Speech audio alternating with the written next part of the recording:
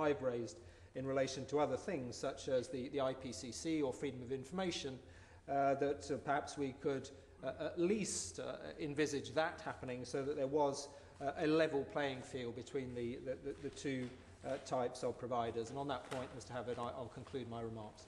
MacShane. Thank you very much, Mr. Havard. I have some modest experience of this because I wrote a book many years ago, which actually was quite profitable, but in it I referred to the Institute of Journalists, and the only one that wasn't remaindered, I think, and did make some money.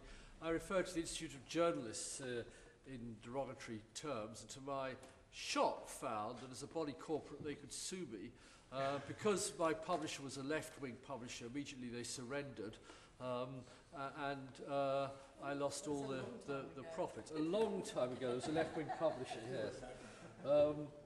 But I am concerned that as this bill is going through the Standing Committee stages and later back in the House and the other place, we have an extraordinary, egregious example of exactly the points that my honourable friend, the Shadow Minister, covers in his new clause.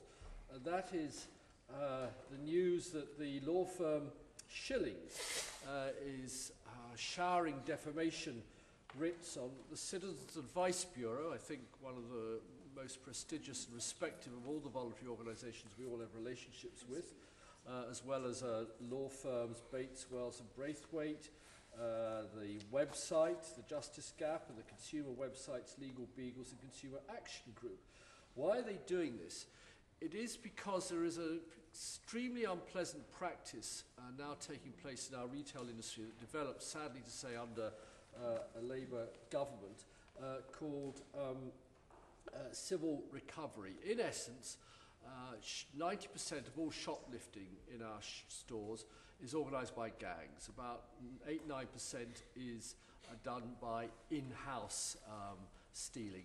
And the tiny 1% is done, frankly, for the most part, by rather sad people. I'm not condoning, none of us would, any shoplifting. Quite a lot of people walking out from Tesco's and Boots because they haven't put in the correct barcode. We've all had that problem now, as we have to, as it were, do our own till accounting.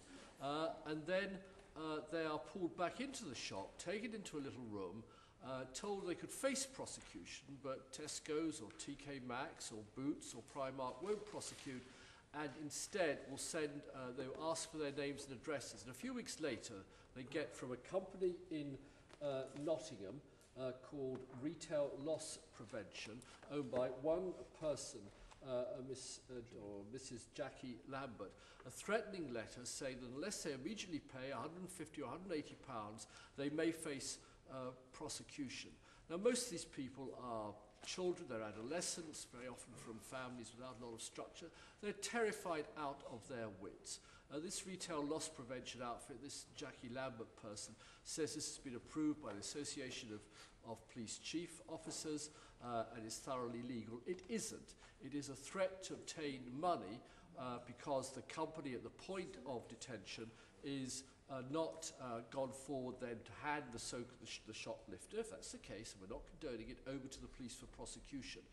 There'll be something like 750,000 of these caught. Mr. MacShane, can you please soon explain to us how it fits, therefore, with the question of defamation, please? Yes, quite.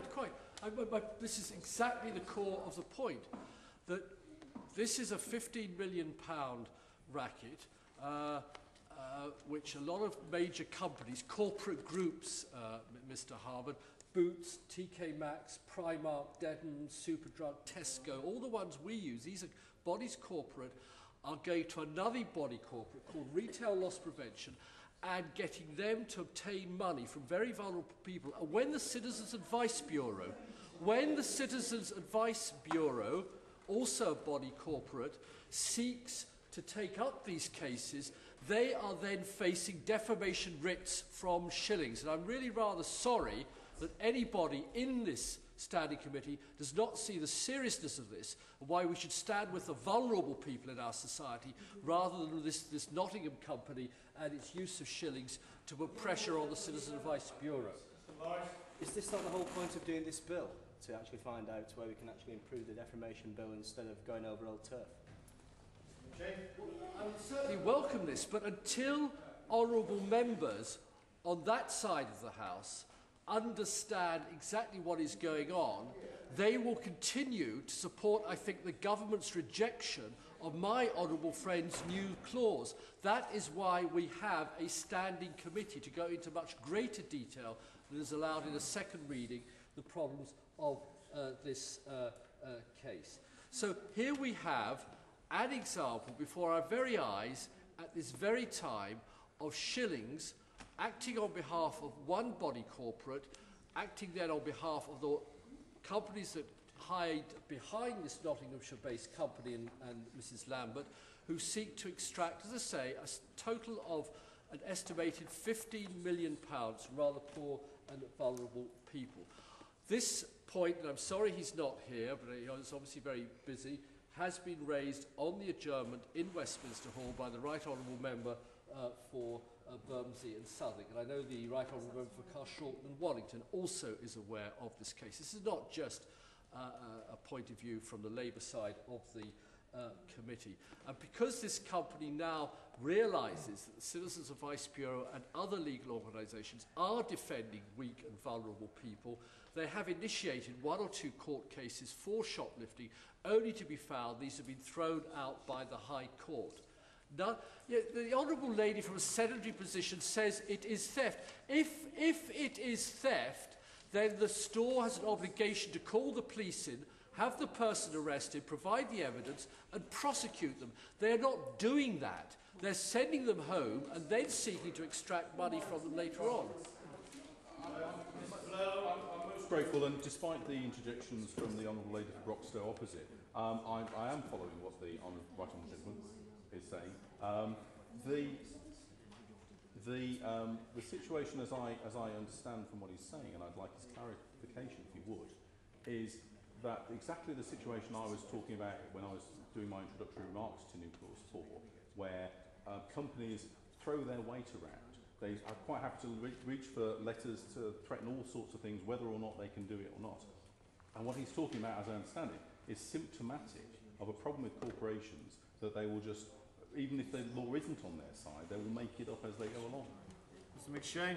It's no accident that this practice, which is quite widespread in America, was unknown in Britain until 1998, starts with the arrival en masse in our high streets of TKmax and Superdrug to American companies. And one should congratulate Miss Lambert or Mrs. Lambert in Nottingham for having realised what a wonderful little earner this was.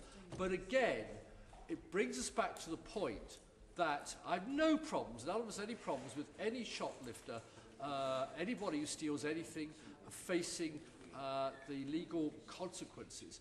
What is wrong, in my judgment, is for Shillings now to be suing the Citizens Advice Bureau. My goodness, in every one of our constituencies, I think all our honourable members will accept this, the CAB is having to shed staff and operate on a more reduced basis because of financial constraints.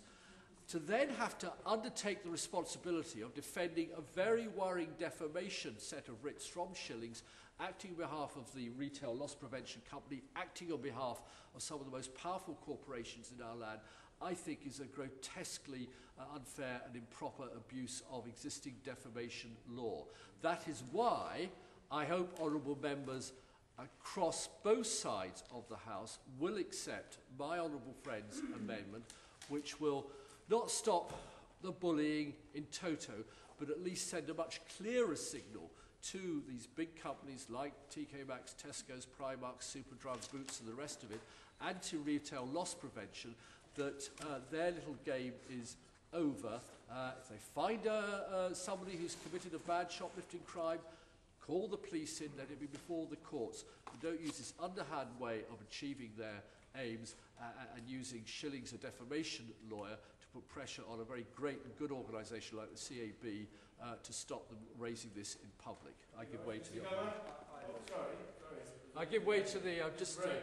I wonder whether the Right Honourable Gentleman is as concerned as I am about one aspect of the letter, and that is the suggestion that the company has encountered very substantial financial losses as a result of a very small number of postings on a website which I think is relatively obscure. Okay. Once again, we have the bullying side of defamation writs. I mean, CAB is perhaps the best known of those threatened by Shillings, but on the whole, it's big enough and old enough and reasonably well resourced enough to look after itself. But we have, thank goodness, lots of wonderful little consumer groups producing websites, maybe getting here and there a techie bit wrong, who of course are terrified out of their wits when big bully Shillings sends in their letter on behalf of this Mrs. Lambert in Nottingham. And I very much hope now that all sides of the House, and I think the Minister himself, when this was debated on the adjournment, if I understand correctly, I don't know if the Minister would like to listen to me.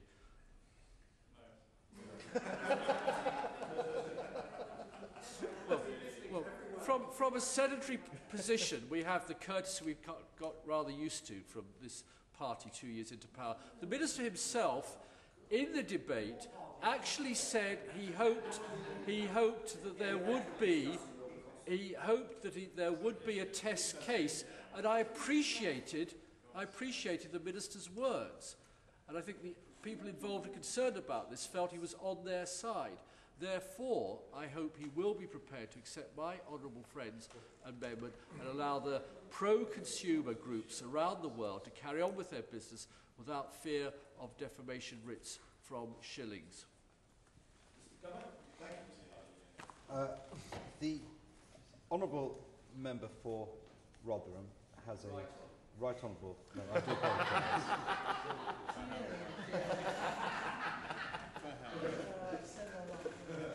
Yeah,